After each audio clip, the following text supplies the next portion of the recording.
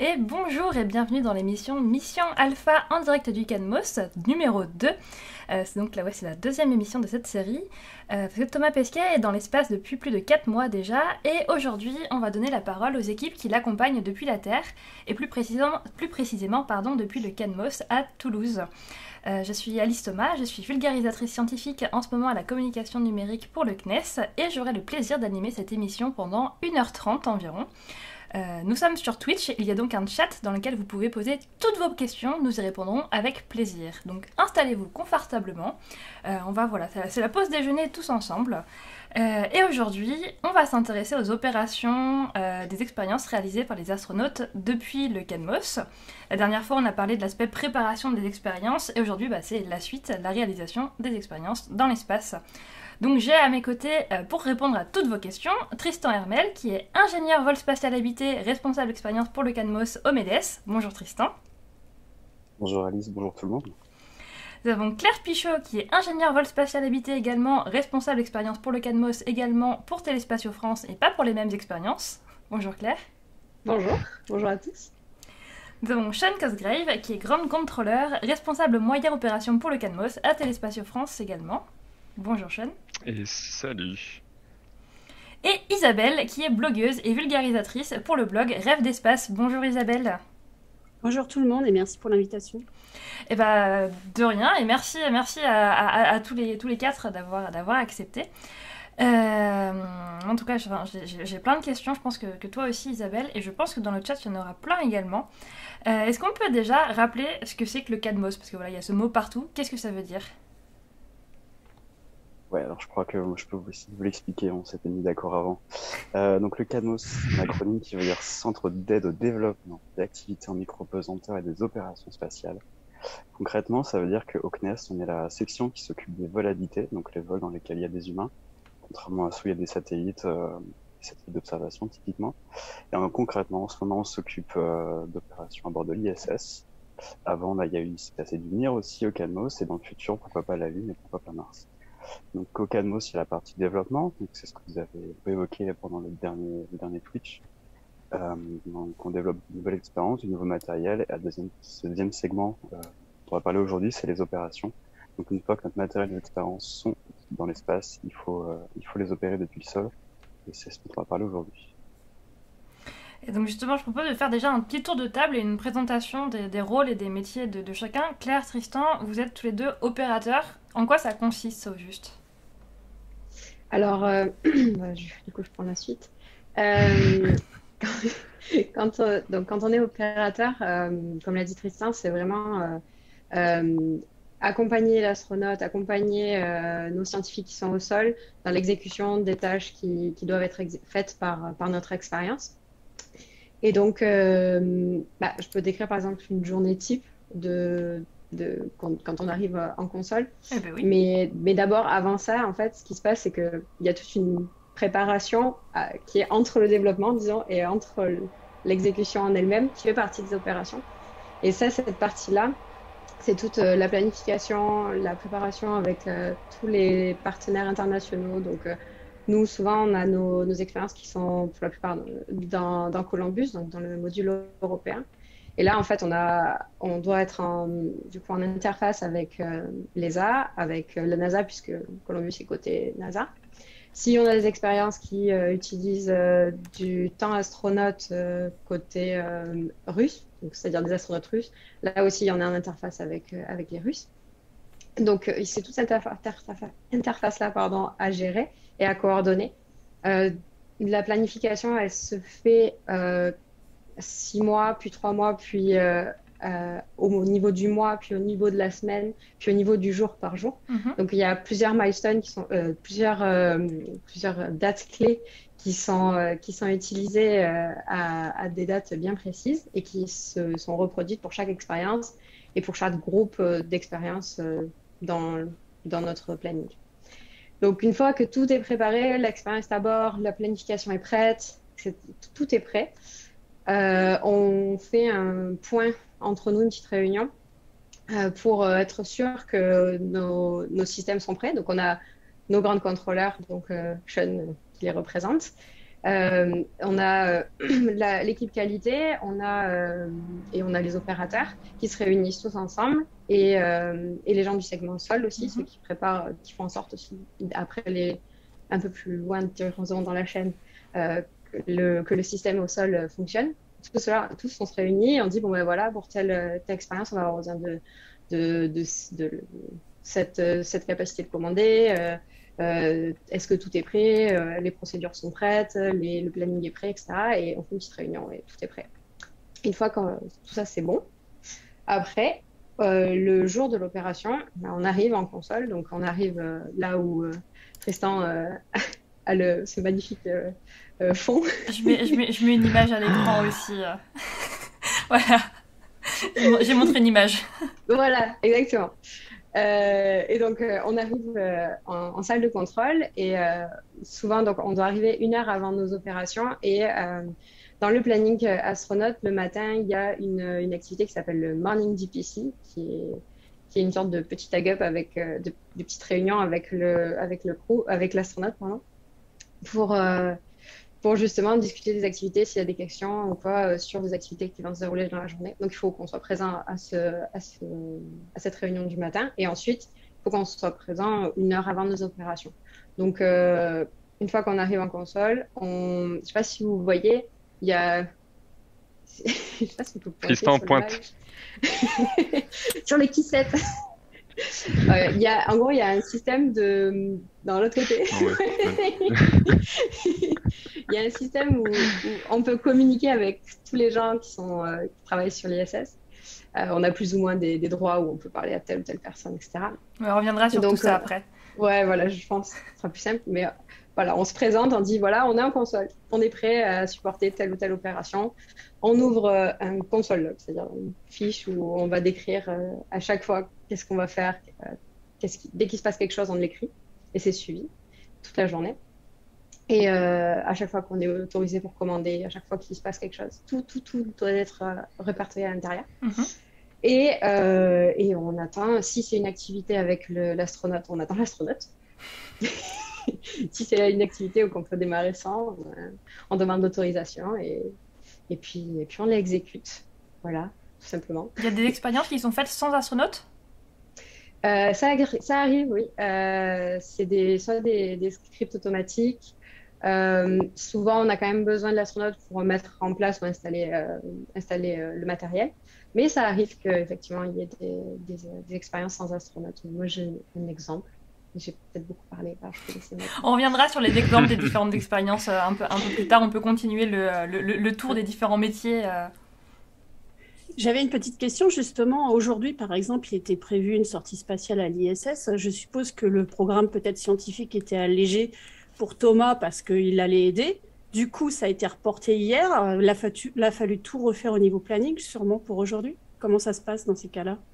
Tu as tout à fait raison. Donc, on a appris hier dans l'après-midi que Didier n'allait pas avoir lieu et Thomas, toute sa journée, il devait être au support à l'intérieur de la station d'Olivier qui se passait à l'extérieur.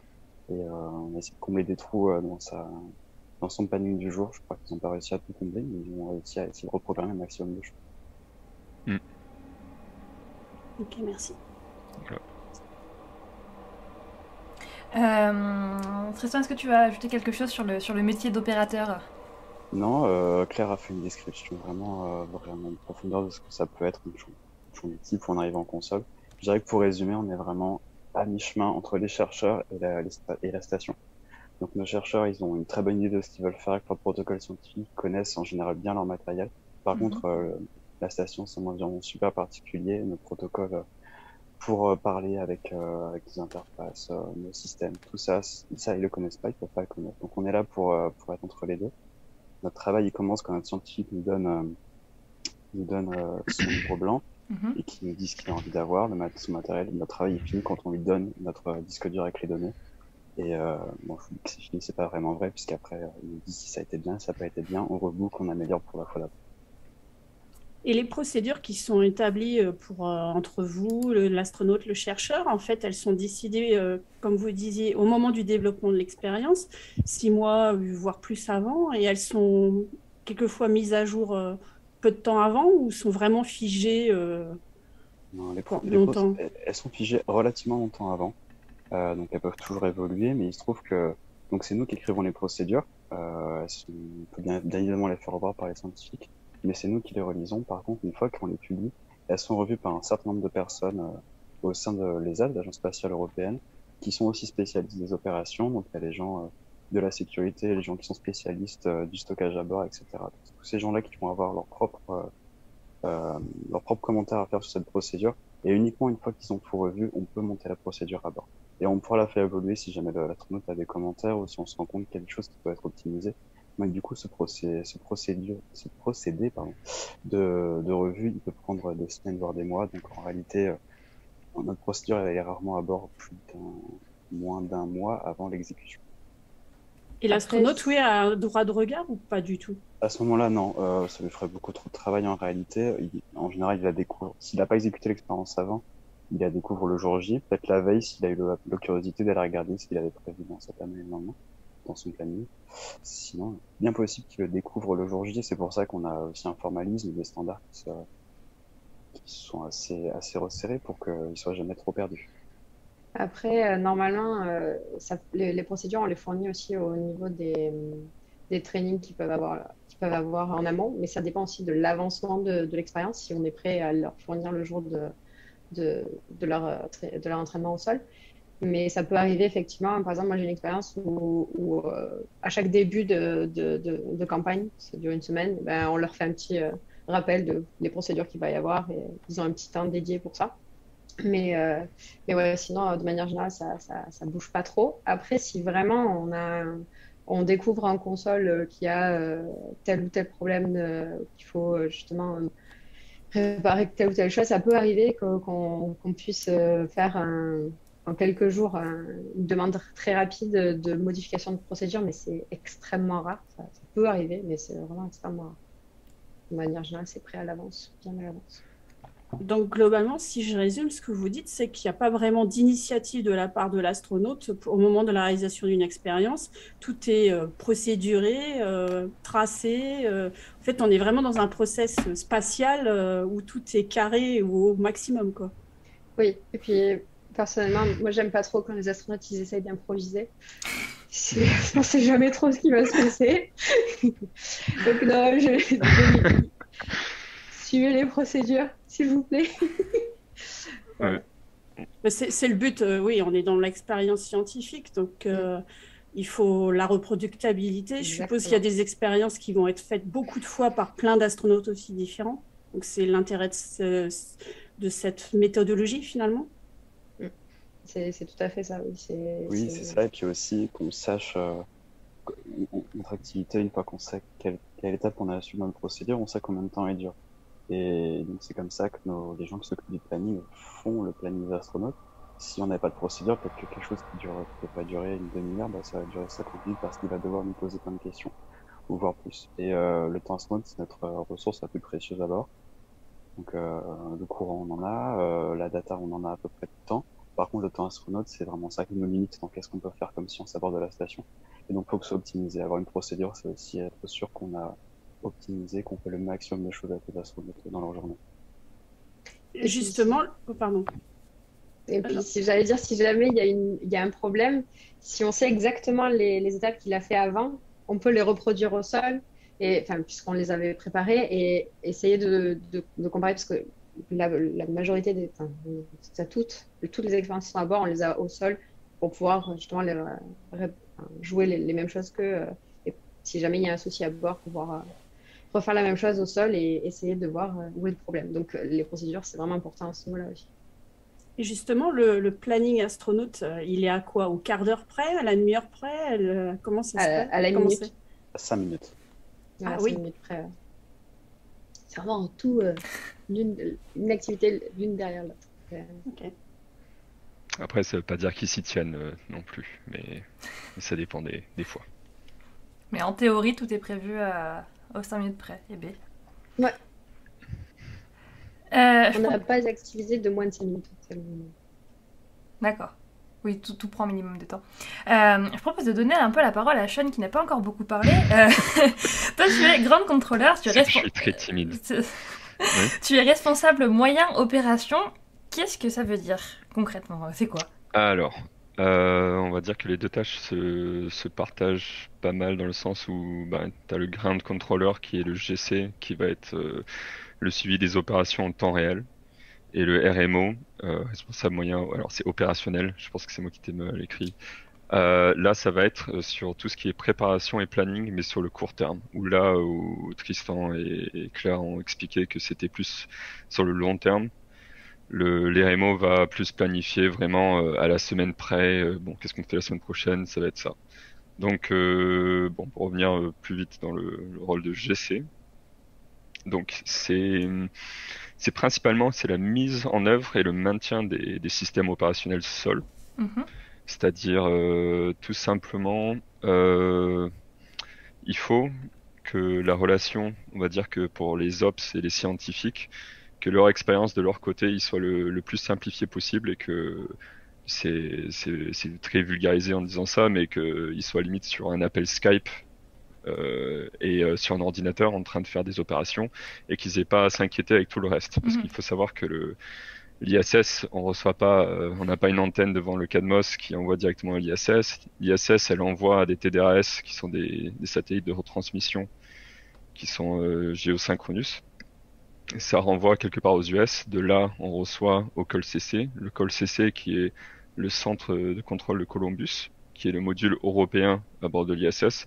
La majorité des opérations qui se passent au CADMOS sont d'ailleurs, bon, ils vont évidemment dans le Columbus, mais il y en a quelques-uns qui ne le sont pas.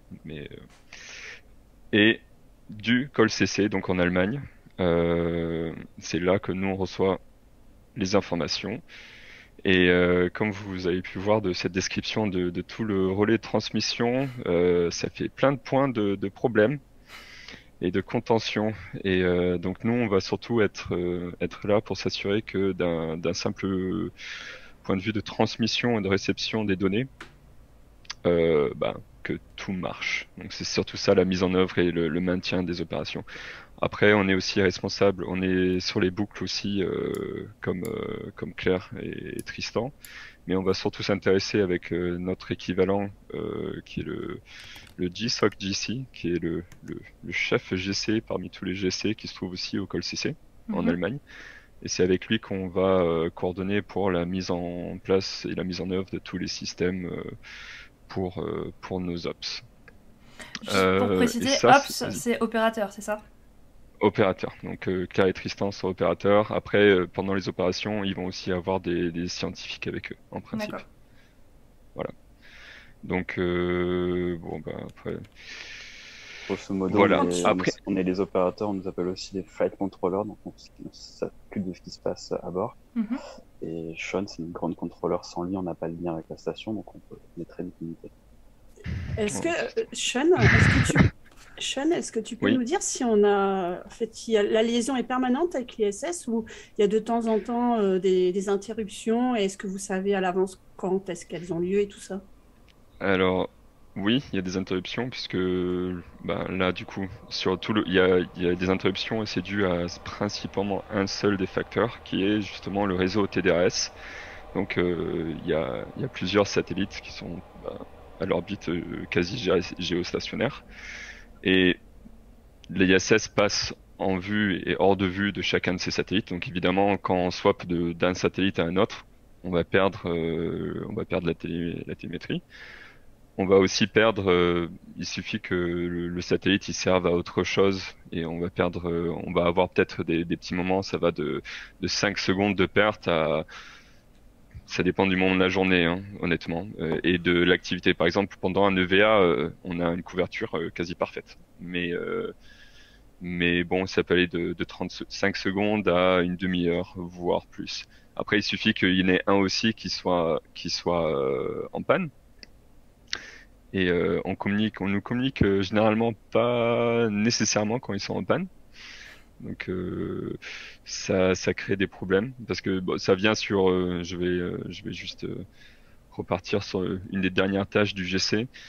Le GC on va dire qu'entre guillemets il est surtout là pour quand ça va pas, parce que on est là pour troubleshooter les problèmes quand tout marche, Par contre, quand il y a un souci, des fois c'est un peu un boulot de détective. C'est-à-dire que l'exemple du TDRS en est un très bon. C'est pour X raisons, il s'avère qu'on n'a plus de vidéo, on n'a plus de système, on n'a rien. Qu'est-ce que ça peut être? Donc ça va être au GC de faire le parcours de tous ces systèmes qu'il doit bien connaître et de trouver qu'est-ce qui peut être les sources du problème.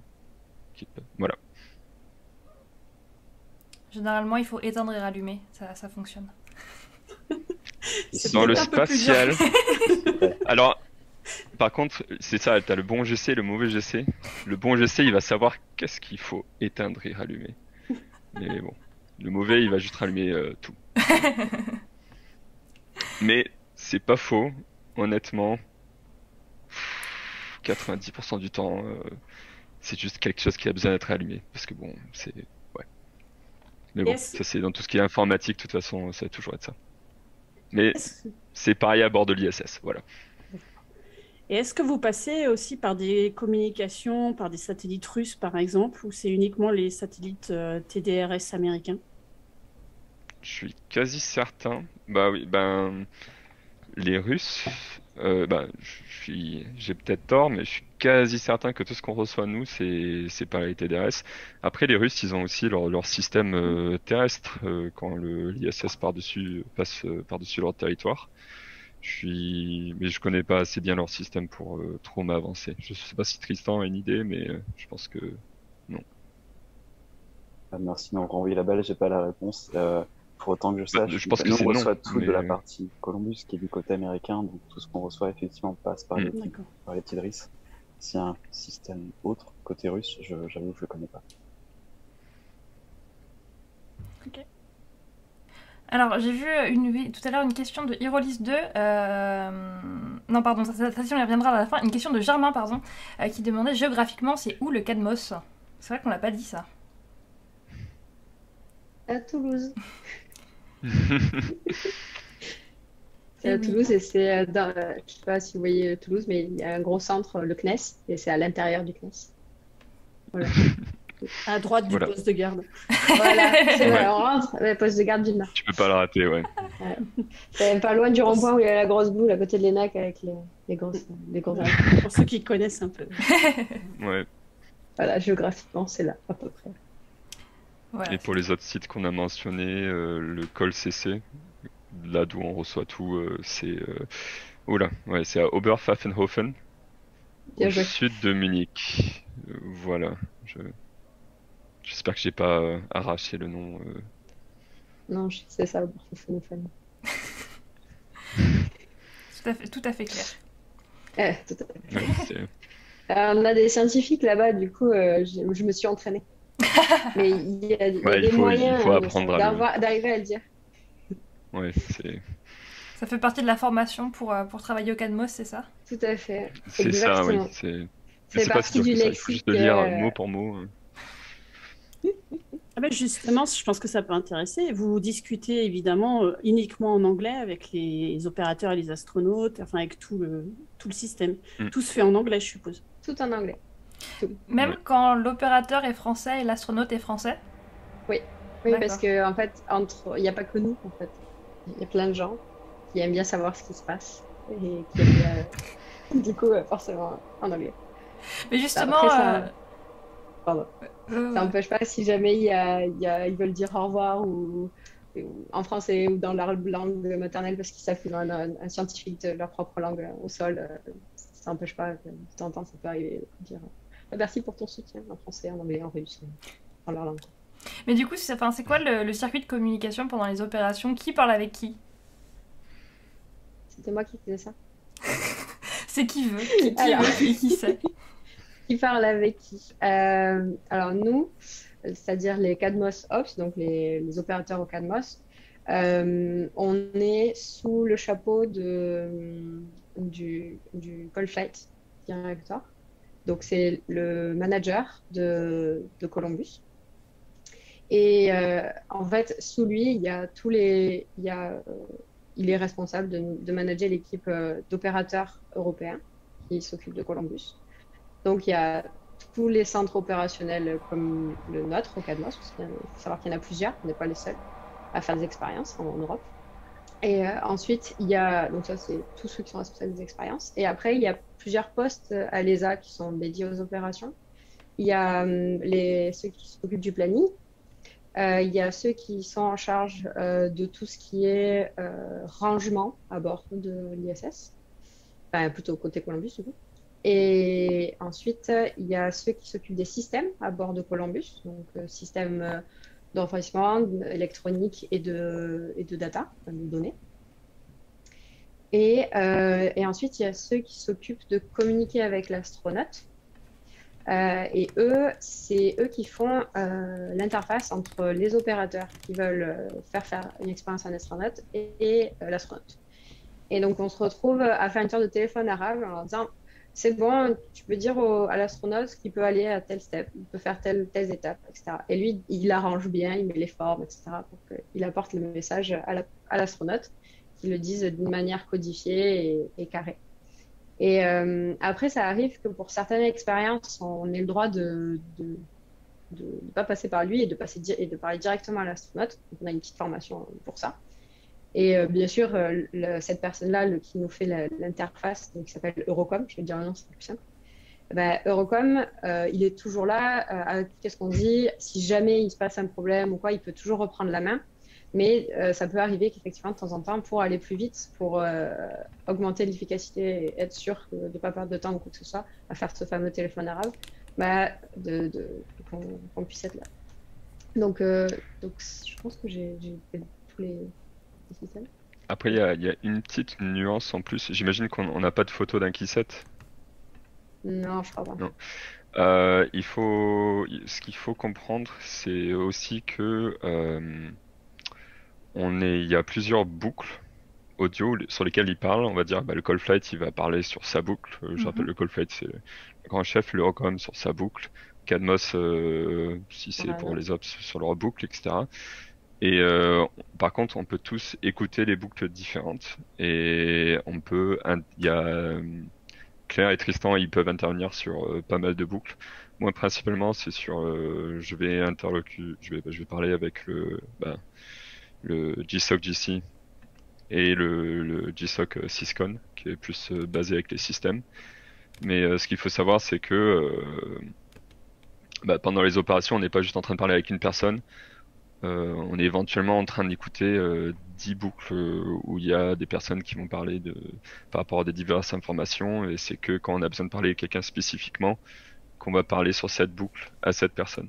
Mais sinon, on va dire, on parle peu, mais on écoute beaucoup. Voilà. D'accord, ça rejoint une question de Le Geek dans le chat qui demande y a-t-il des personnes habilitées à écouter le canal radio, mais qui ne doivent pas parler au sein du CADMOS ou ailleurs lors de ces communications entre le sol et l'astronaute pendant les expériences?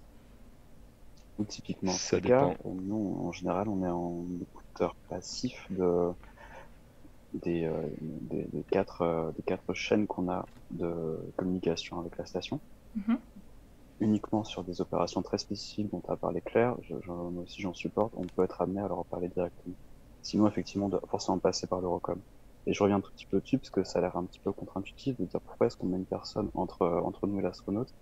En fait, c'est historique, ça date de leçons apprises par le passé. Je trouve que pour les astronautes, c'est beaucoup plus simple, un peu moins casse-tête d'avoir un seul interlocuteur par centre opérationnel. Donc ils en ont un pour Houston, ils en ont un pour Huntsville, un pour Munich, un pour Moscou, un pour Tsukuba au Japon. Et ils vont uniquement appeler ce centre-là plutôt que d'avoir une quinzaine d'interlocuteurs dans la matinée, ils vont en avoir un seul. Et donc Thomas, s'il a une question, n'importe quel autre astronaute, s'il a une question sur une expérience à nous, il va appeler Munich, j'ai une question sur telle chose. Et nous, on va pouvoir donner la réponse à Eurocom qui va se faire notre porte-parole, transmettre le message. S'il a bien transmis le message, on lui dit ok, c'est bon, il a bien transmis le message. D'accord. Et il me semble que j'avais vu passer que Eurocom, ça pouvait être un astronaute. J'ai vu que Mathias Maurer était Eurocom. J'ai bien sûr. Ouais, je crois ça tout fait partie de leur formation, effectivement. Ouais. Mais du coup, vous êtes finalement, vous répondez à la question. derrière, donc l'Eurocom transmet, vous écoutez évidemment et vous pouvez apporter des précisions s'il y avait un problème de compréhension entre les deux, enfin, des choses comme Ouais, ça, non? exactement, tout à fait. Ouais. Ouais. Si, après, on va rentrer dans le détail dans ce qu'on appelle les protocoles de communication, mais une fois que que l'Eurocom, pardon, a transmis le message à l'astronaute, on doit lui dire si good words, si jamais il a effectivement dit les bonnes choses et qu'il a eu la bonne compréhension et qu'il a bien retransmis, ou au contraire, on lui corrige s'il a manqué d'une partie d'information ou quoi que ce soit d'autre. Oui, parce que l'Eurocom ne connaît pas les expériences. Il finit par les connaître avec la pratique, mais effectivement, c'est nous les experts, c'est nous les référents, donc c'est nous qui devons avoir le dernier mot en général et qui transmettons l'information la plus précise. Et après, ils connaissent très très bien les procédures. D'ailleurs, moi, ça me fascine à chaque fois. Ils ont, je sais pas combien d'expérience dans la journée, ils connaissent toutes les procédures de par cœur. Et nous, ils sont là, ah, mais du coup, tel step, il faut bien ça. On dit, attendez, je vais regarder. Oui, oui, c'est bien ça. Mais oui, c'est ça. Et après, juste pour revenir sur les boucles, pardon, vas-y. Non, vas-y. Ok. En fait, il y a, donc j'ai parlé juste de Cold Flight, mais en fait, au-dessus de Cold Flight, il y a la même équivalence que de ce qu'il y a dessous lui au niveau NASA, parce que justement, lui, il va reporter à l'ISS Director tout ce que nous on fait, et c'est quand nous on lui demande est-ce qu'on peut commencer telle activité, en fait, lui, il va aller voir côté ISS, côté américain, est-ce que c'est bon pour vous? On va par rapport au planning qui avait été fait, est-ce que c'est bon pour vous? Et le gars, il donne le go et après, il nous donne à nous. Donc, il y a une sorte de hiérarchie à respecter. Et par exemple, nous, on ne peut pas parler sur la boucle de la SS Commander, mais par contre, Coldfight, il peut. Et nous, on peut écouter les deux. D'accord. Et du coup, quand ça se passe pas bien, parce que ça doit arriver, qu'une expérience passe peut-être mal ou un résultat pas attendu, ça doit être... Est-ce que c'est vite le bazar ou ça se résout facilement? Alors, ça, c'est vraiment une question. C'est intense, je dirais, mais comme il y a tout un protocole à respecter de communication, on parle pas comme on parle là. Enfin, typiquement, déjà, on appelle telle personne, il y a un ordre de comment on les appelle pour dire j'ai quelque chose à te dire. On va pas dire juste dire hey, j'ai quelque chose à te dire. Et donc, il y a tout un protocole à respecter. Il faut laisser parler les gens. Une fois qu'ils ont fini, on répond. Enfin, c'est tout un... Mais c'est intense. Quand il y a quelque chose qui se passe pas bien, c'est assez intense. Après, l'avantage qu'on a, je pense, comparé aux activités, aux opérations spatiales qui sont, par exemple, pour les lancements de satellites, s'il y a quelque chose qui se passe pas bien sur le moment, on peut pas dire, bon, les gars, on met à pause, on arrête tout, on débranche tout, et on reviendra demain. Non, c'est maintenant. Donc, c'est pas du tout la même approche. Là, l'avantage qu'on a, c'est que si jamais vraiment on a besoin de temps pour réfléchir, on a besoin d'aller voir les spécialistes, les scientifiques, les gens qui ont créé, les développeurs, etc.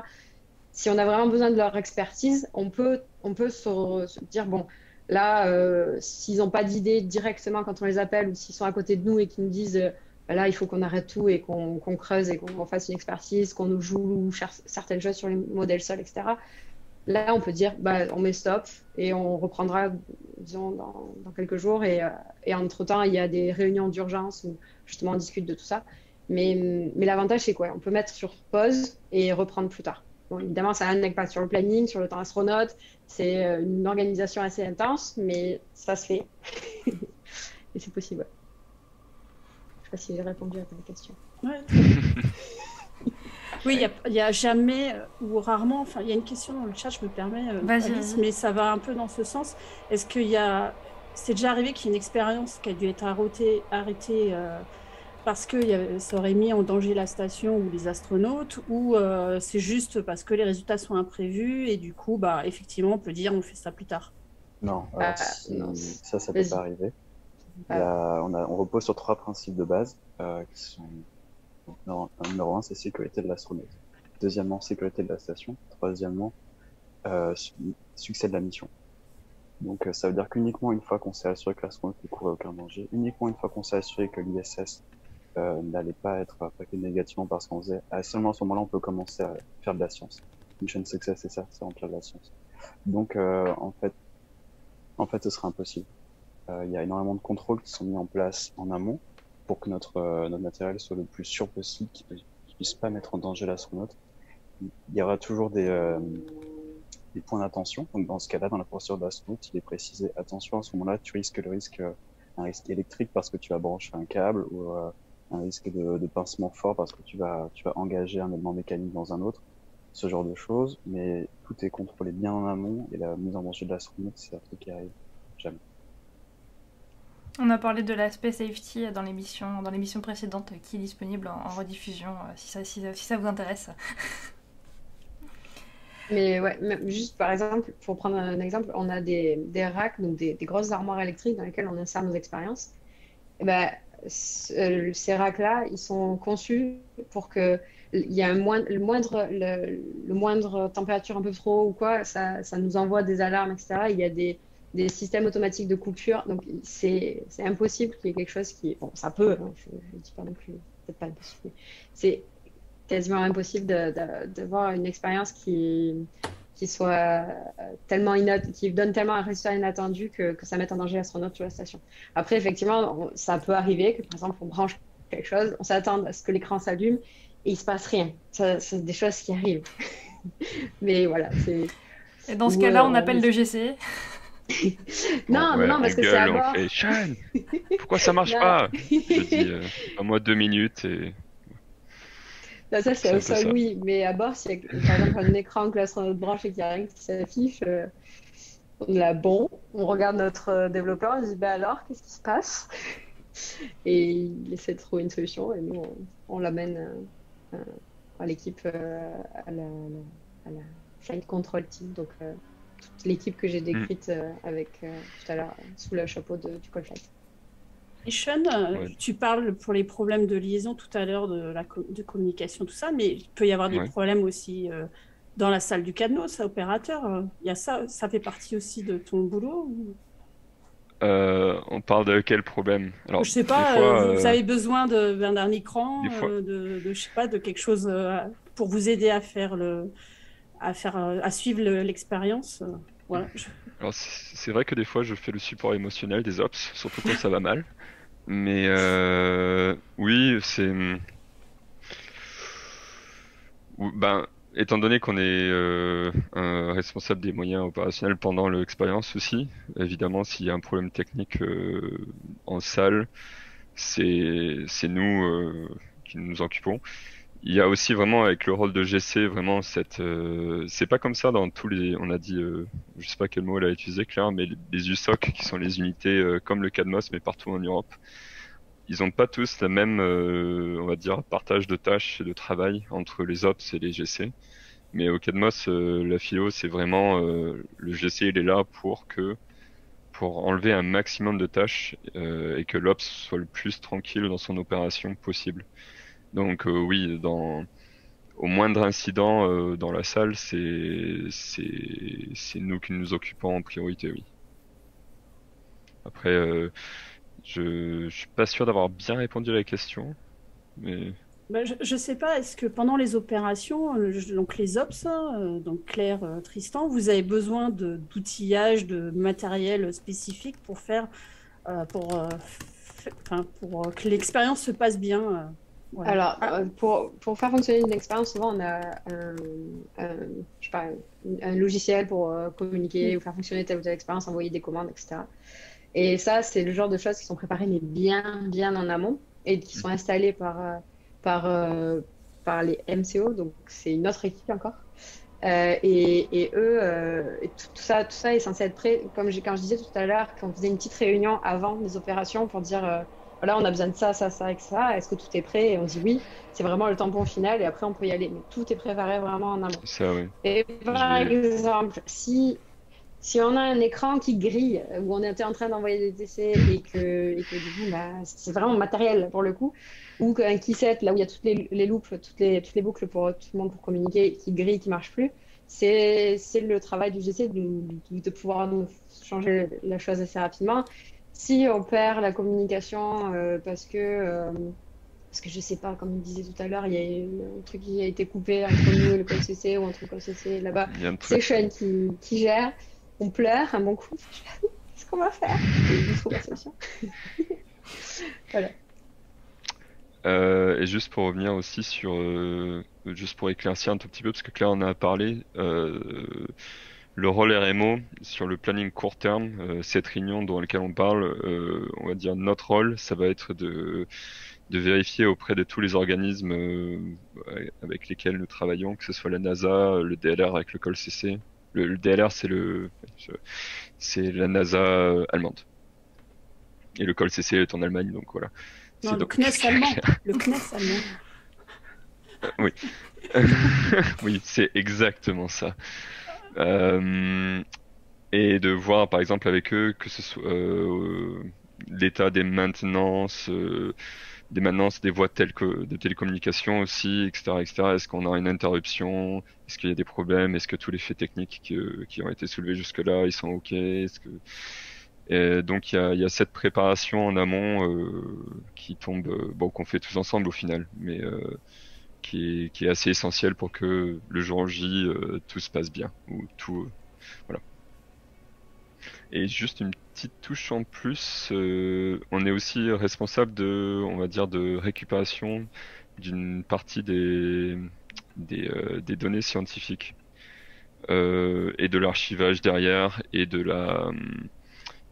la transmission aux ops une fois que tout est fait. Voilà. D'accord. Donc pendant les opérations, on est responsable d'enregistrer les données ou la vidéo, etc.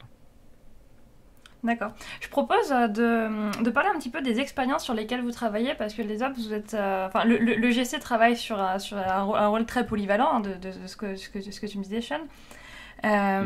Mais par contre, vous les ops, vous êtes vraiment spécialisés, vous vous occupez d'un certain nombre d'expériences. Et je pense que ça peut être intéressant de parler desquelles. Je sais pas qui veut commencer.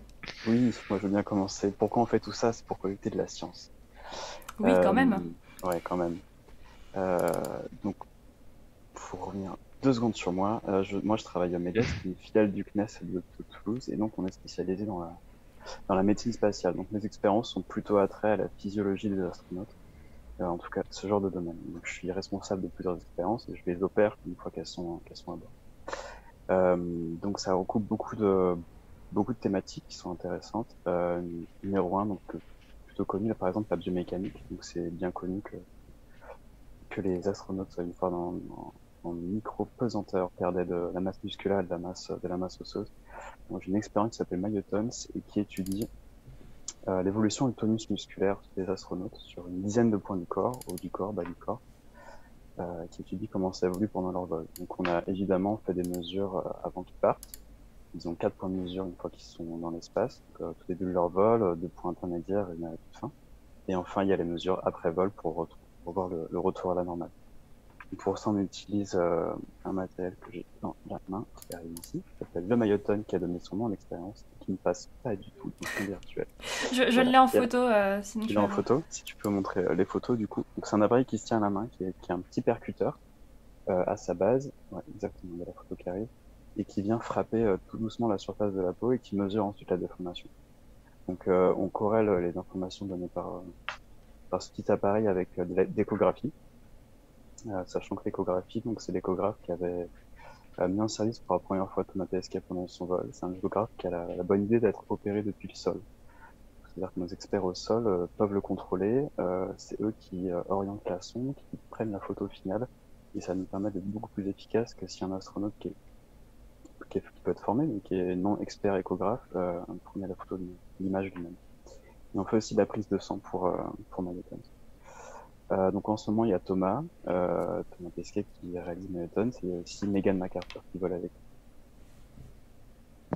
Donc ça, c'est une expérience de biomécanique, mais je suis responsable d'une expérience de neurosciences qui s'appelle GRIP et GRASP, et qui étudie en gros comment est-ce que le cerveau intègre le facteur gravité, et comment est-ce qu'il se reprogramme une fois qu'on l'amène dans l'espace sur des tâches de motricité. Donc ça touche la proprioception, et je peux en parler plus en détail, mais c'est un peu plus abstrait de parler de neurosciences à mon sens, mais je peux en parler si on a le temps, ou je peux laisser un peu la parole à...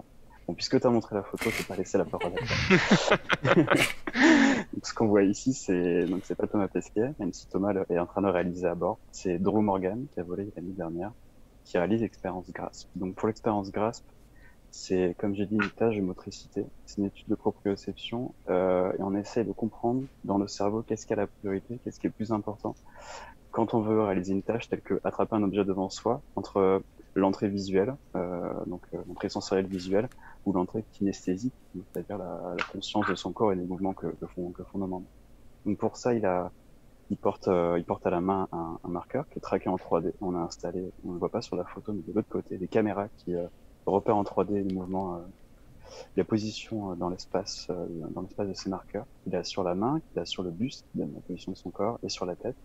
Il a aussi sur la tête un casque de réalité virtuelle, comme ça on le coupe des sensations, de la sensation visuelle qu'il connaît. Il est plongé dans un espace virtuel, et c'est là-dedans qu'il voit les tâches qu'il doit réaliser. Il est aussi, donc là c'est la partie la plus impressionnante de l'expérience, puisqu'il est attaché dans le dos, pour aussi qu'il n'ait pas pour que ça fasse encore une nouvelle perte de repère. Attaché dans le dos, la tête à l'envers. Donc l'envers, ça n'a évidemment pas de sens dans l'espace, mais il se trouve que le sens opposé, c'est le sens à l'endroit, puisque c'est le sens dans lequel est Columbus dans les modules d'entraînement. En bas, c'est ce qu'on appelle le deck. Donc, mine de rien, ils sont habitués à ce qu'il y ait une orientation qui paraisse normale. Donc pour ça, pour encore plus le déstabiliser, on va dire, et qu'il n'y ait pas que les données soient pas biaisées par un sentiment de gravité un peu réminiscent, on met la tête en bas.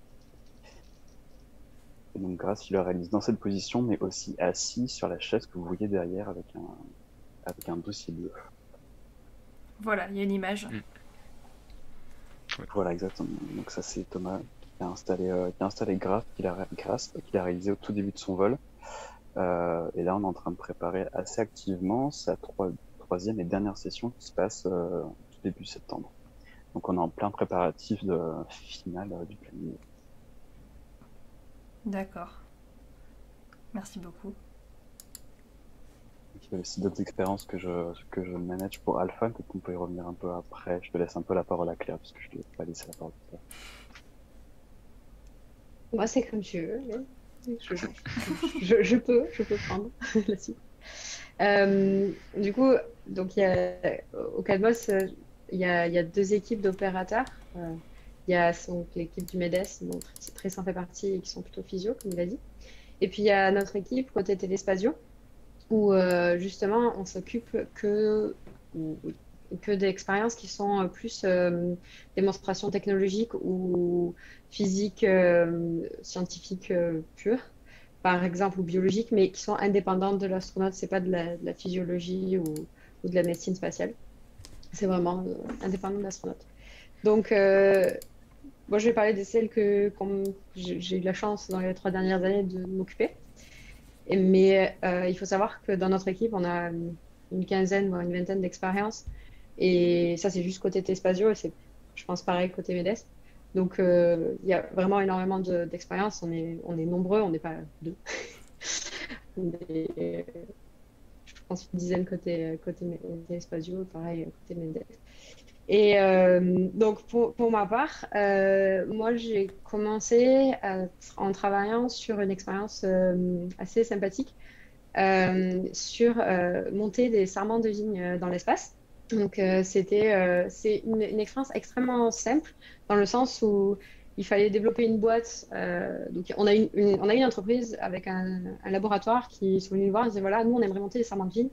Et le CNES a accepté le projet et du coup, on s'en est occupé. Et on les a mis en contact avec des développeurs avec lesquels on a l'habitude de travailler. On a servi d'intermédiaire entre les deux parties. Donc ça, c'était toute la partie développement qui faisait partie du Twitch précédent. Et une fois qu'on a eu nos boîtes avec nos petites sarments à l'intérieur, ils ont été montés à bord de l'ISS. Ils ont été mis dans des frigos. Et ils sont restés là pendant 9 mois. Et puis, ils sont redescendus. Et ce qui est très intéressant de voir, c'est qu'au retour, ces petits sarments de bois qu'on pensait secs et morts, eh bien non. Ils ont commencé à pousser alors que ce n'était pas du tout le moment pour eux.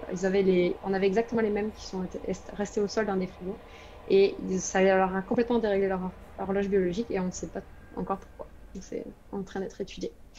Et donc ça, c'est une expérience qui est entre guillemets simple parce qu'il n'y a pas de données à faire descendre en direct. Il n'y a pas de...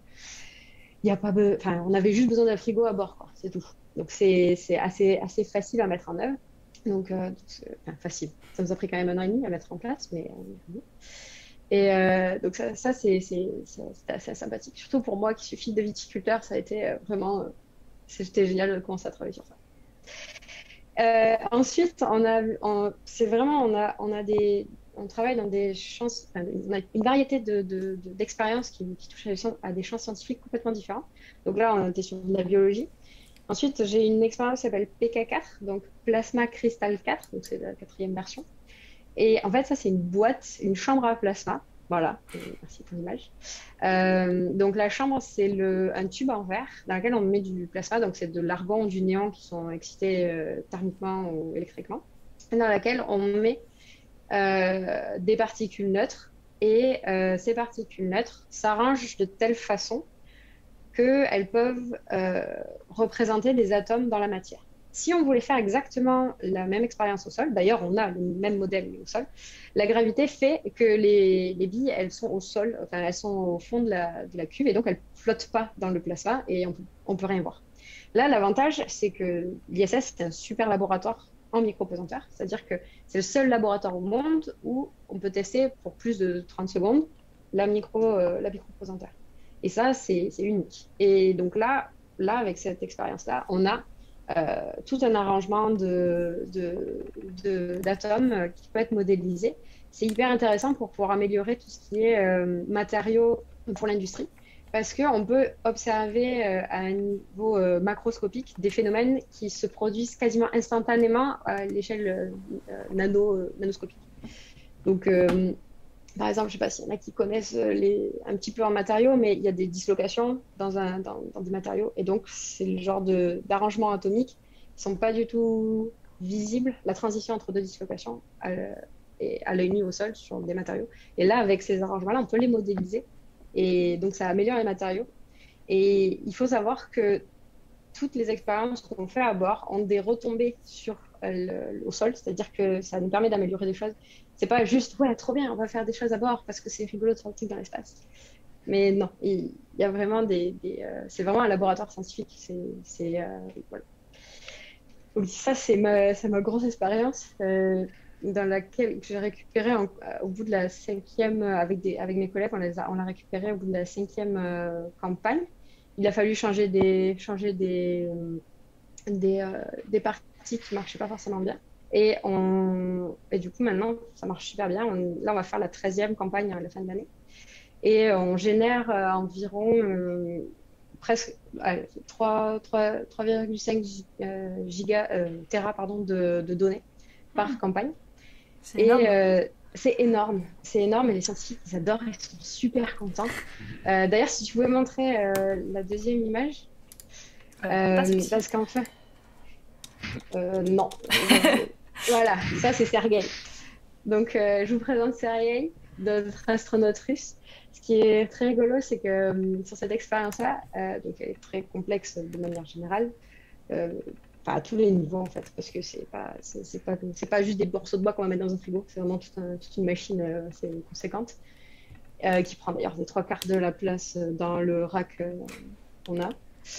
Voilà. Et en fait, à l'intérieur de cette boîte, les scientifiques s'amusent à mettre des contraintes sur le plasma pour faire bouger justement les particules. Et là, sur la photo qu'on voit, eh ben, ces particules-là, ils leur donnent une certaine fréquence de champ magnétique et on se retrouve à les voir onduler. Et donc, Sergueï était super content de nous montrer qu'il voyait ça. Et donc, nous, l'astronaute, il va installer les ordinateurs pour qu'on puisse voir au sol ce qui se passe. Il va injecter les particules sur notre commande express, c'est-à-dire qu'on va être directement en train de lui parler pour que ce soit le plus rapide possible. On va dire, vas-y, tu peux injecter les particules maintenant. Parce que nous, on a mis en place tout un script, on a préparé la chambre, etc. Et il y a un timing à respecter extrêmement précis et assez rapide. Il faut savoir qu'il y a 3 secondes pour envoyer une TC à peu près et 3 secondes pour avoir une réponse. Donc on perd 6 à 8 secondes si on voudrait envoyer la commande.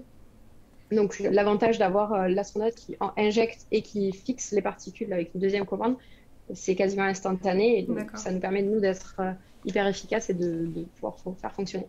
Et donc il faut qu'on soit directement avec lui au téléphone en fait. Pour que ça fonctionne. Et du Et cette coup, expérience est hyper intéressante. Ouais, pardon.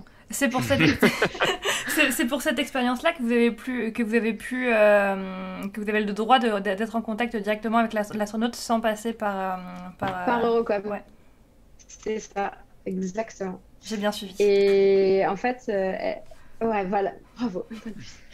Et en fait, nous, on est en interaction avec beaucoup de gens de nationalités différentes pour cette expérience parce que l'expérience a été fabriquée par des Allemands. Les scientifiques derrière, le noyau, c'est des Russes principalement, mais il y a toute une communauté de scientifiques internationale derrière, donc il y a des Chinois, il y a des Américains, etc. Donc on a des scientifiques qui viennent avec leurs petits scripts, ils sont tout contents, qui viennent de pays tout différents qui interviennent. C'est côté NASA, donc c'est-à-dire on est dans Columbus, donc côté NASA, donc on interfère avec les Américains, avec les Européens, du coup, puisqu'on est dans Columbus, et c'est opéré par des Français. Donc c'est un magnifique melting pot, j'ai envie de dire, où il y a plein de gens et c'est complexe, mais hyper intéressant de voir que bah, ça fonctionne en fait. Ça va faire 13 campagnes que ça fonctionne, sachant qu'on a 2 à 3 campagnes par an, donc voilà, c'est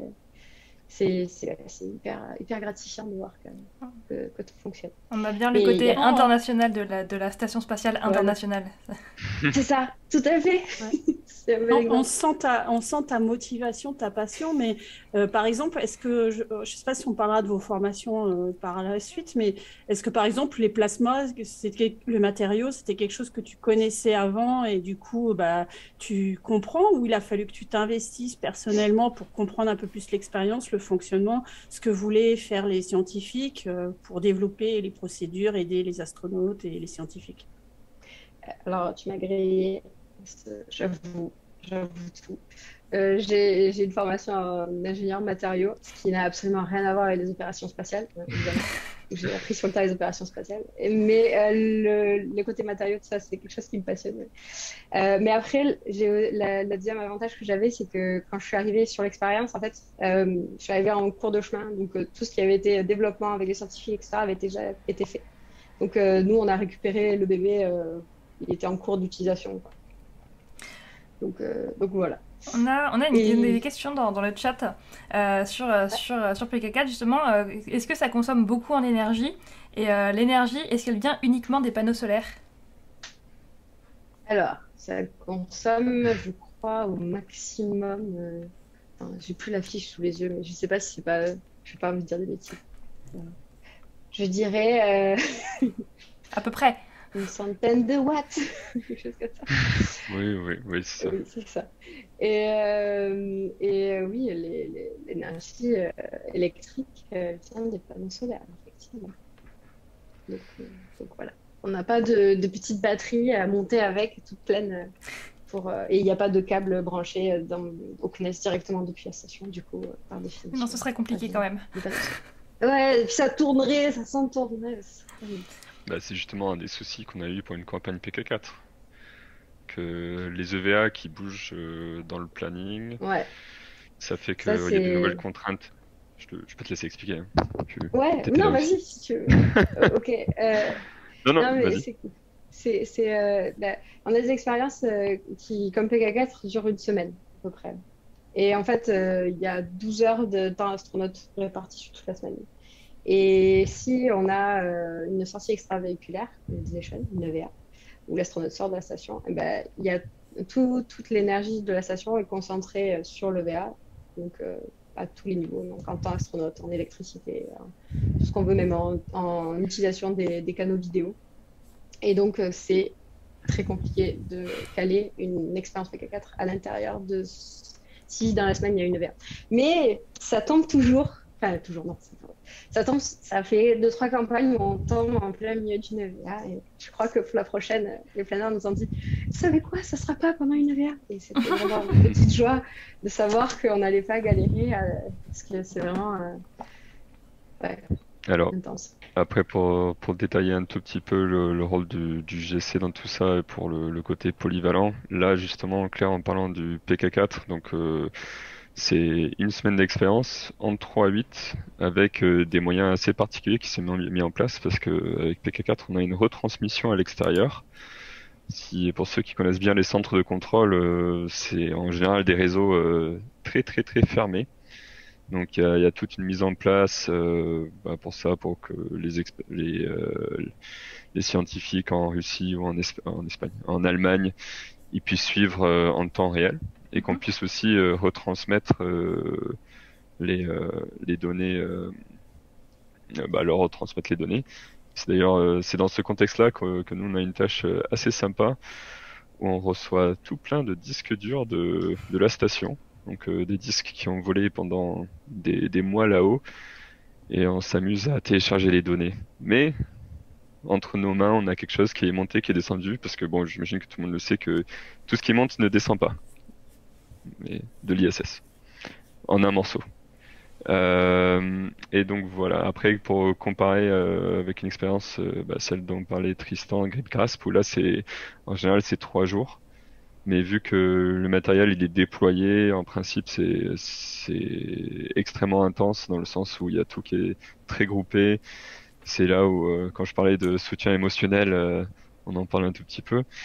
Où c'est à la différence de PK4 où c'est une semaine en 3-8 quand même, donc c'est pas la chose la plus simple à organiser. Là c'est vraiment c'est les petits sprints chaque journée, il faut avoir tout en place, que tout marche nickel, sinon ça se passe pas très bien. Voilà. On avait une question aussi sur les sarments de vigne. C'est Claire qui pose tout, oui. J'étais en train de vérifier les valeurs de power de TP4. Ça me travaille. J'arrive pas à le retenir de par cœur. On a une question, c'est quelle était la question posée par les chercheurs sur les sarments de vigne? Donc, justement, ils voulaient savoir l'effet de la microgravité sur les sarments de vigne pendant leur hibernation. Parce qu'il faut savoir que si on veut créer des nouveaux sarments pour les planter ailleurs, on les coupe au niveau je pense que c'est entre décembre et janvier, enfin pendant l'hiver, on les coupe. On les met dans un frigo avec un peu d'eau pour histoire qu'ils ne sèchent pas trop. Et après, on peut les replanter au printemps, ils repoussent et ils font des petites racines, des petites feuilles. Et après, on peut les replanter et ainsi de suite. C'est comme ça que ça passe. Et eux, ils se demandaient qu'est-ce qui se passe si on les met en micropesanteur. Est-ce qu'il va y avoir des effets sur les cellules de sarment de vigne, sur les fruits qui peuvent être donnés et éventuellement à terme sur le vin qui pourrait être créé. Voilà. D'accord. Merci beaucoup. Je vous propose de passer à la chronique d'Isabelle, parce que la plupart des expériences qui sont faites, en tout cas qui sont opérées avec le CADMOS, sont réalisées dans le module Columbus, qui est un module européen. Et donc Isabelle va nous parler de la contribution européenne à l'ISS.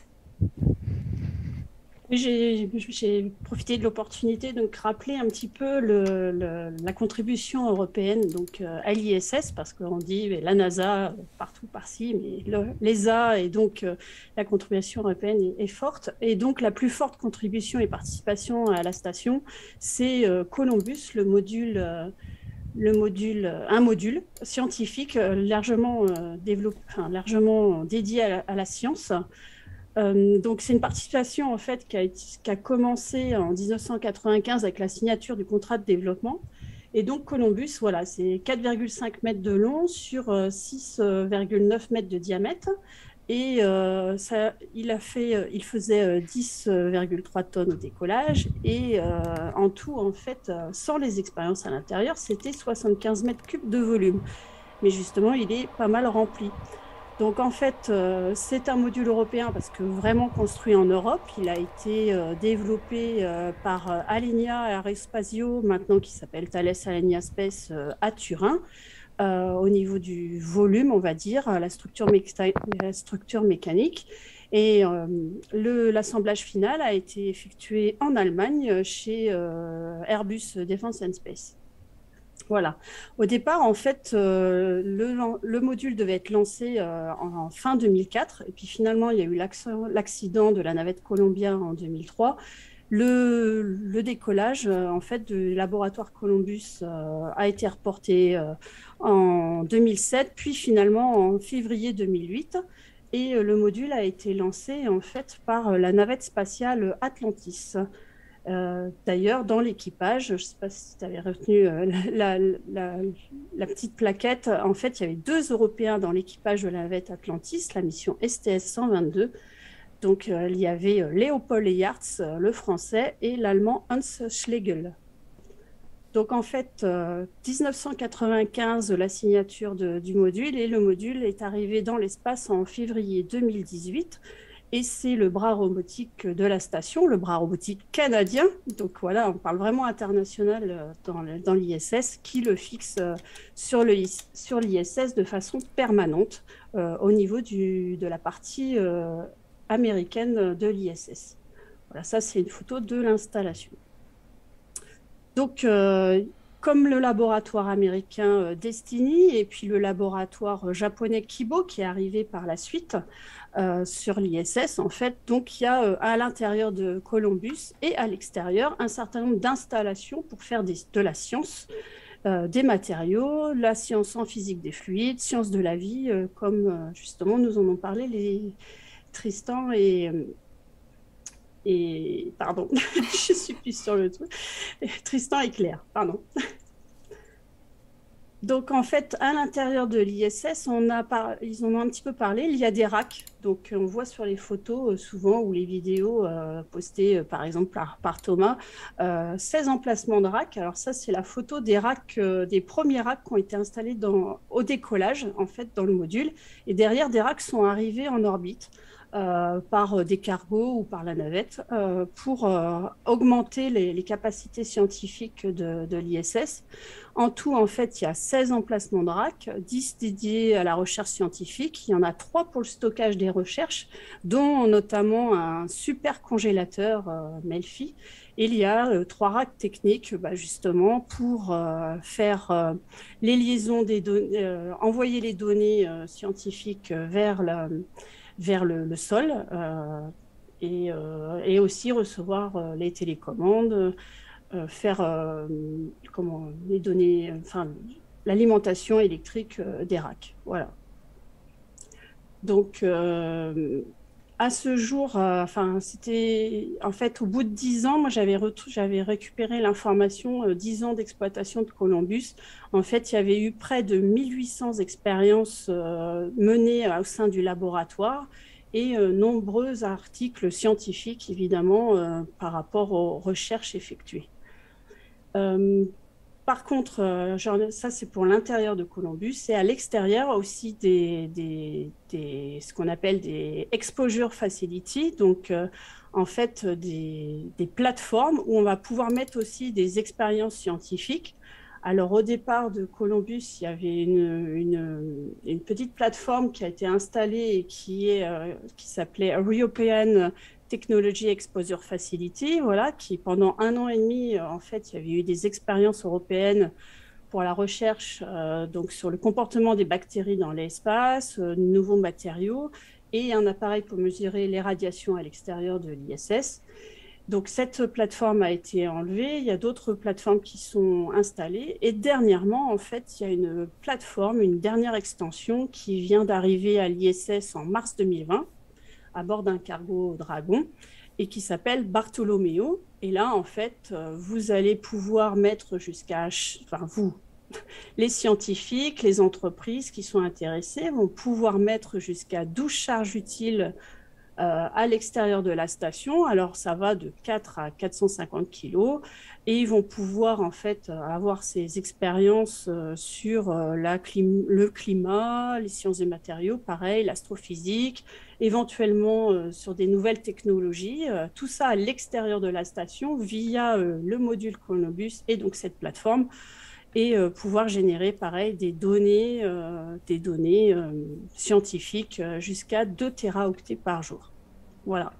Voilà un petit peu rapidement à quoi ça sert Columbus à l'extérieur, à l'intérieur, de façon, on va dire, technique.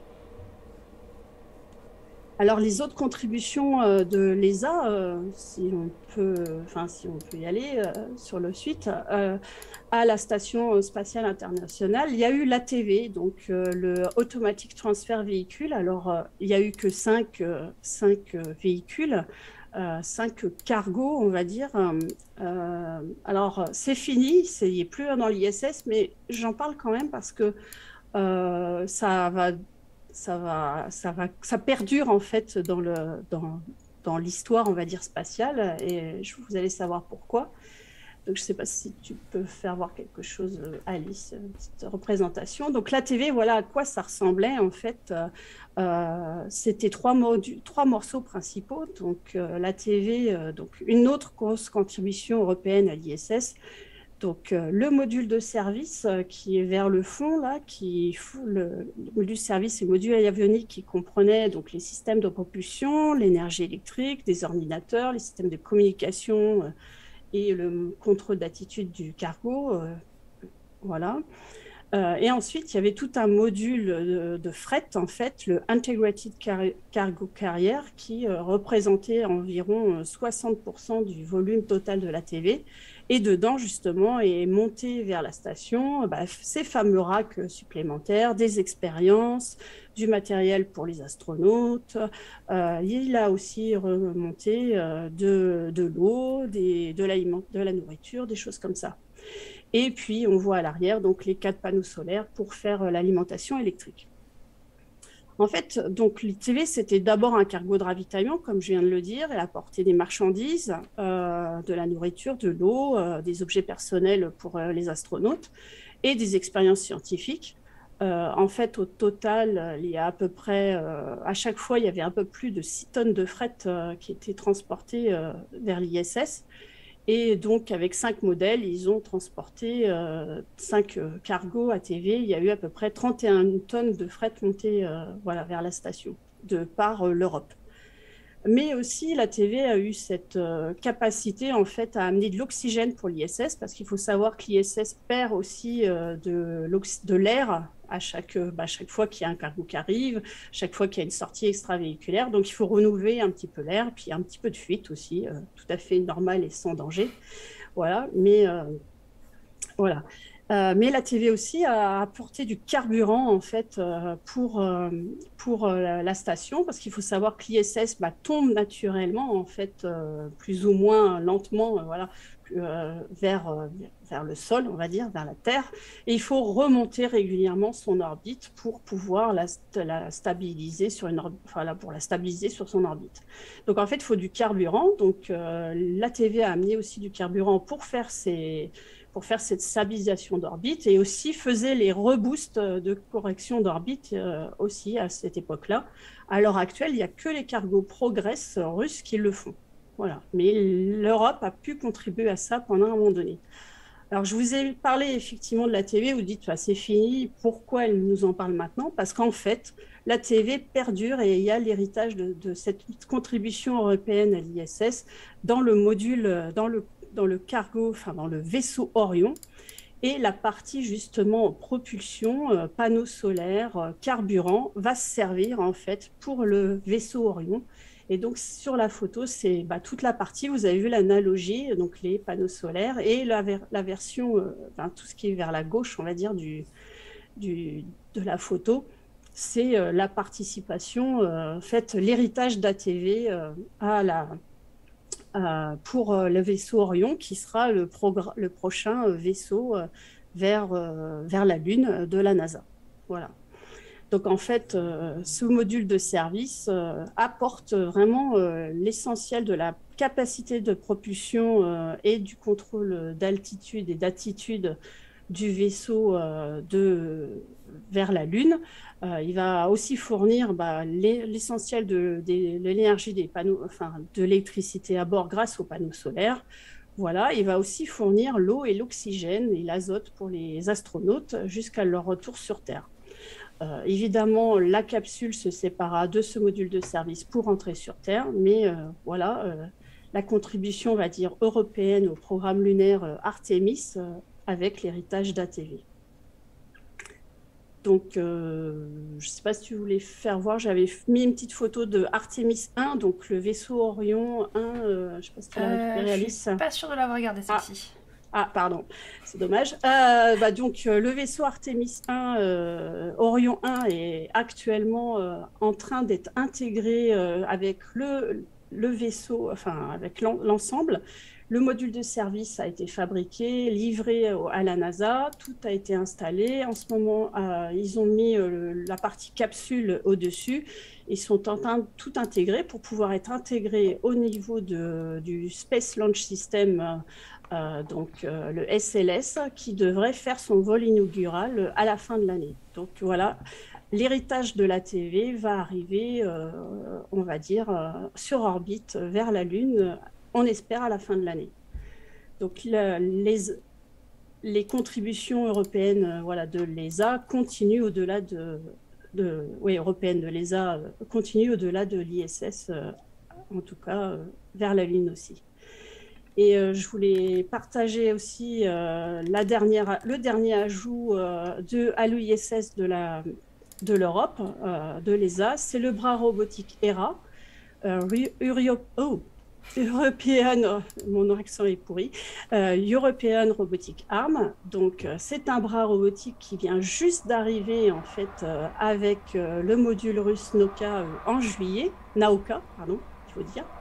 Nauka en juillet. Donc, c'est un bras robotique qui vient s'ajouter en fait à ceux qui existent sur l'ISS à l'heure actuelle, le Canadarm2 et le bras du module japonais. Mais en fait, la partie russe en fait n'est pas très bien, le segment russe de l'ISS n'est pas très bien desservi à l'heure actuelle par ces bras robotiques, par le bras Canardam. Donc, ce bras robotique européen, 100% fabriqué en Europe, va donc aider les astronautes, les cosmonautes russes, pour un certain nombre d'activités en dehors de la station, sur la partie segment russe. Donc, pour pouvoir le faire, il sera dirigé à la fois ce bras éventuellement depuis l'extérieur par le cosmonaute qui peut être installé sur cette plateforme-là, comme on voit au bout du bras, ou alors à l'intérieur du module Nauka, il y aura un pilotage aussi de ce bras robotique. Et d'ailleurs, ça sera une des activités des astronautes européens Mathios Maurer et Samantha Cristoforetti qui vont bientôt succéder à Thomas Pesquet dans l'ISS à partir de fin de l'année. Mathias qui doit partir fin octobre à peu près, et puis Samantha l'année prochaine. Donc voilà, on voit Samantha d'ailleurs qui s'entraîne au pilotage de ce bras robotique européen. Voilà, c'était un petit aperçu. On pourrait en parler beaucoup plus de temps, évidemment. Mais j'espère que ça vous a fait voir que l'Europe est présente sur l'ISS, voilà, avec Columbus et Hera, et puis bientôt aussi sur les missions lunaires Artemis avec la NASA. Merci beaucoup, Isabelle. C'était super intéressant. J'ai appris des choses, comme à chaque fois. La 14h approche, malheureusement, on va bientôt se diriger vers la fin de l'émission. Je vois plein de questions, je vois plein de questions dans le chat, mais il y en a une, notamment moi qui m'intéresse, une question de Alrak qui demande s'il y a un objet ou autre chose de la vie courante qui vient d'une expérience développée et faite dans l'ISS par le CNES.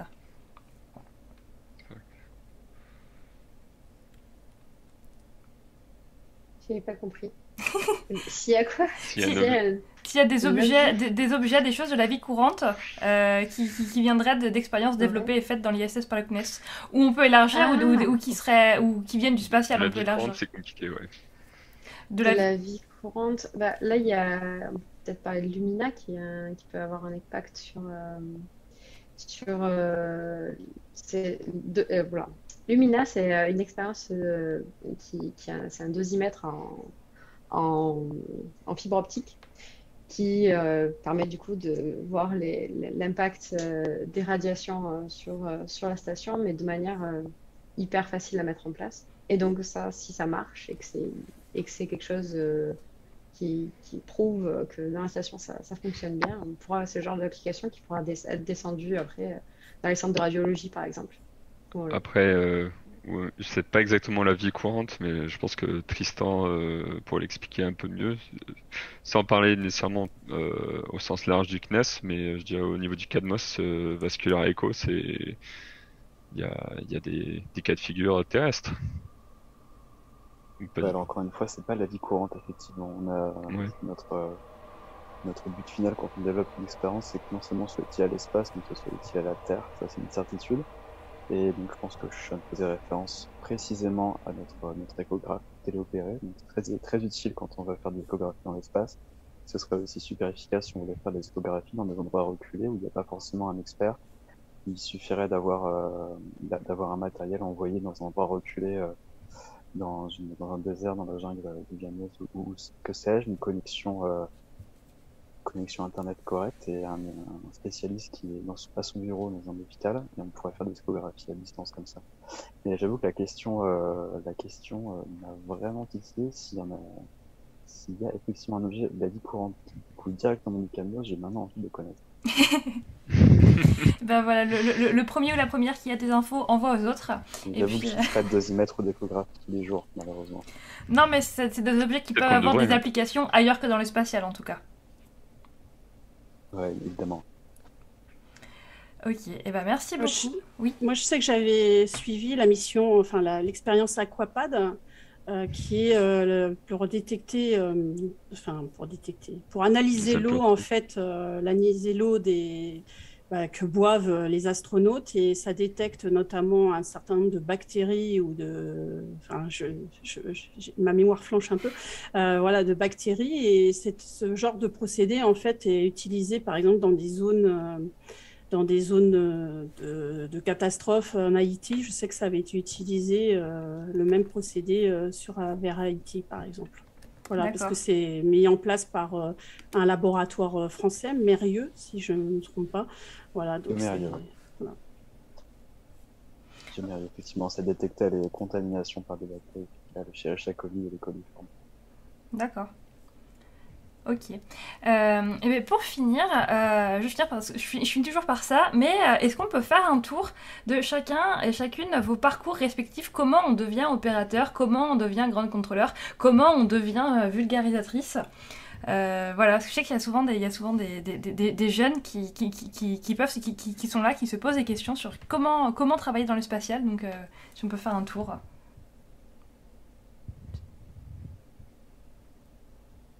Je peux commencer? Vas-y, Claire. Vas-y. Je crois qu'il y a un petit moment de flottement. Moi, j'ai fait l'INSA de Toulouse. J'ai fait IMAX, puis GP, donc génie physique. Et après, j'ai fait une spécialisation en matériaux à l'NCA7. Et après, je me suis dit, waouh, qu'est-ce que je fais avec ça? Et puis, je suis passionnée du spatial depuis toujours. Mon frère, quand j'étais petite, m'a amenée à acheter de l'espace. Et voilà, c'est pas tout ça. Et du coup, je me suis dit, bah, en fait, je veux faire ça, je veux faire des matériaux pour le spatial. Voilà, je lis les deux. Et j'ai fait un stage dans la contamination moléculaire pour les optiques de satellites d'observation chez ADS, Airbus, donc. Et en sortie de là, j'ai passé plein d'entretiens d'embauche où je leur disais, bah, en fait, moi, je veux juste travailler dans le spatial. Voilà. Et je suis tombée sur une boîte qui m'a dit, bah oui, si tu veux, tu peux faire grande contrôleur, donc comme Sean, mais sur Galileo, donc au moment de lancer des satellites, donc pour participer à des personnes dans ce satellite. Ils m'ont dit oui, mais c'est plus qu'un boulot de technicien, mais si ça t'intéresse, tu peux. J'ai dit oui parce que j'étais trop fan. Et après, bah, il y a des gens qui m'ont dit, ah, il faudrait que tu postules à tel truc. Et je savais pas du tout ce que c'était. Je suis allée à l'entretien, ils m'ont dit, en fait, c'est pour faire des expériences dans l'ISS. Et j'ai fait, ok, je signe où? Voilà. Donc, c'est vraiment du. Voilà, il faut avoir un peu de chance, je dirais. Je sais pas, j'en sais rien. Je sais pas comment. Mais voilà. Alors, moi, mon parcours, petit disclaimer, il y a ce que j'ai fait et ce qu'il faut faire. Et c'est pas du tout la même chose. Donc moi en fait j'ai un background de plus double licence en langue et en histoire. Mais lorsque j'étais en train de faire mon master, j'ai été recruté par une boîte américaine de télécommunications satellites, Globalstar, parce que en même temps j'ai cette passion pour le spatial et beaucoup de compétences autodidactes en informatique et en réseau pour X et diverses raisons. Donc pour ceux qui cherchent à faire la même chose, je dirais alors des études en informatique et réseau, bien parler anglais. Et aussi accessoirement, j'espère que on va dire, ça se voit, mais le CADMOS c'est une mission aussi où le travail en équipe enfin, essentiel. Alors je sais que tout le monde va dire ça, mais là au CADMOS c'est vraiment ça. Les opérations, il n'y a pas il y a tout le monde doit regarder dans la même direction et aller dans cette direction. Il n'est pas question de gens qui savent pas travailler en équipe. Donc si après est-ce que ça s'apprend ou pas, je ne sais pas. Mais en tout cas c'est un des grands facteurs du CADMOS. Et du coup donc j'étais à Globalstar où je travaillais en tant que contrôleur sol, contrôleur en ops en soi pour leurs satellites, puis contrôleur sol pour leur réseau terrestre. Et j'ai reçu cette offre de Téléspazio là encore pour travailler avec le vol habité, qui pour moi dans le spatial, le vol habité, je sais pas si on peut viser plus haut. Et maintenant avoir travaillé 2 ans, quand j'ai eu l'offre, c'est ce que je me disais, et je peux vous confirmer que quelques années après, oui, le vol habité, c'est vraiment top. Donc voilà, ça c'est mon parcours. Merci beaucoup. Tristan? Ouais, j'ai aussi un parcours où il y a une bonne part de chance et de hasard. J'ai fait des classes prépa, j'ai un profil ingénieur comme Claire. J'ai été pris dans une école d'ingénieurs à Paris, le STP, qui fait plutôt du travaux publics et du bâtiment à la base, parce que je trouvais que ça me plaisait bien à ce moment-là. Finalement, après 3 ans, j'ai fait un double diplôme où j'ai fait de l'ingénierie biomécanique. Et c'est avec ce diplôme-là, c'était un master recherche, que j'ai pu raccrocher au travail que je fais maintenant, puisque Méliès cherchait des ingénieurs avec une formation une composante sciences de la vie ou physiologie pour aller faire des opérations. Donc il y a une bonne part de hasard. Je me destinais pas vraiment à ça en sortie de prépa, mais je trouve que c'est chouette de se dire que le choix de l'école d'ingé et de la filière, une fois qu'on sort de prépa, a l'air d'être hyper déterminant, et en fait pas forcément. Merci. Isabelle? Comment tu en es arrivée à faire ce blog Rêve d'espace? Ah, je pensais pas que j'allais intervenir. Pardon. Donc moi, je suis ingénieure dans le spatial aussi, passionnée de l'espace depuis longtemps, et voilà. Donc c'est pour ça, j'ai voulu me faire partager ma passion, un petit peu aussi mon vécu sur notamment une belle mission qui s'appelle Gaïa, puisque j'ai travaillé sur 4 ans sur cette mission en tant que responsable qualité et intégration. Voilà, donc on me demandait ça sert à quoi cette mission, donc voilà, j'ai partagé et de fil en aiguille, j'ai continué et ça m'amène justement à découvrir beaucoup d'autres choses comme le métier d'autres personnes, voilà, et que derrière, effectivement, les expériences aussi, les vols, les astronautes, il y a aussi pas mal de gens et pas mal de technologies, et voilà, c'est ça que j'aime bien faire partager. Merci beaucoup. Moi, j'aime beaucoup voir la diversité des parcours. Si vous voulez travailler dans le spatial, il y a vraiment plein de moyens de le faire. Il y a vraiment plein de métiers différents, plein de parcours différents. Donc, il faut juste oser. Allez-y, foncez. Et il y aura un moyen. Et parler anglais, ça aide. Ça c'est Ouais. Mais il n'y a pas besoin de le parler bien. Ça, Merci de le rappeler, Sean. Merci de le rappeler. vous parlez... Tristan et Claire parlent très bien anglais. Ouais. Je voulais juste rajouter un truc, c'est que le point commun qu'on a tous les 4, c'est que en fait on est tous à un moment ou à un autre passionnés par le spatial. Et c'est ça en fait qui fait on s'est orienté là-dedans et qu'on a cherché à creuser. Et franchement, si vous êtes passionné par ça, vous trouverez forcément une porte d'entrée qui vous plaira, je pense. Enfin, En plus, on a de la chance en France, on participe vachement au spatial. Le gouvernement, enfin, il y a le CNES, quoi. C'est pas tout le monde c'est pas tous les pays qui ont un centre national aussi développé que le nôtre. Et je pense qu'il y a de quoi faire. Ouais. Tu peux Et dire après, tous les juste- 5 parce qu'il y a Alice qui est passionnée. Oui, Oui. c'est vrai, mais elle a Je pas savais pas parlé qui c'est que sur tu son- visais, Claire, j'avais très son, peur. Elle a pas parlé sur son parcours, moi je ne fais que Il se reconnaîtra. celui Tout qui n'est sauf pas un, mais passionné. mais je dirais pas lequel c'est. Bah oui, tous les 5.